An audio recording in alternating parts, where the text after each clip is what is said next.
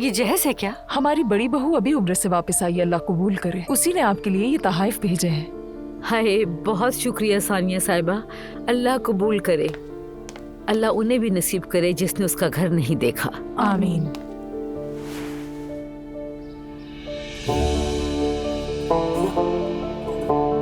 हाय, बहुत अच्छा है ये सब। अरे पता है, मेरे पास जमजम भी खत्म हो गया था, जाना कभी नसीब ना हुआ, लेकिन अगर किस्मत में हुआ तो जरूर एक दिन। मैं तो दिल से जाना चाहती थी कि उस मुकद्दस सरजमीन पर जाऊं और अपने दिल को सुकून दूं।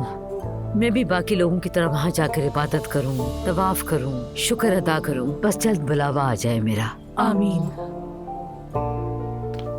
आपको भी एक बार फिर नसीब हो इंशाल्लाह। आमीन मरियम साहिबा। हम अपने बच्चों का घर बसाने में लगे हुए हैं, बस 2 पल का भी सुकून का सांस नहीं है, लेकिन रब के हर काम में मसलहत होती है। सब हो जाएगा मरियम साहिबा। नूर बेटी जो चाहे अपनी मर्जी से ले सकती है। मैं चाहती हूँ कि हर चीज मेरी बहू की मर्जी की हो। अल्लाह खुश हो आपसे।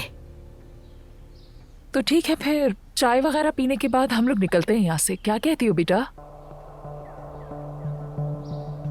जी, जैसा आप मुनासिब समझें।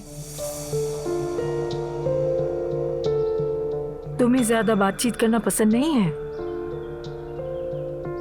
नहीं, ऐसी तो कोई बात नहीं है। नूर को बचपन से ही कम बात करने की आदत है। कम गो है, लेकिन आप फिक्र मत कीजिए।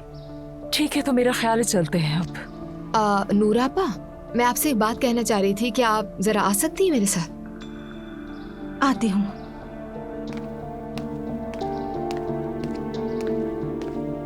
हमारी नई दुल्हन को शॉपिंग का बहुत शौक है।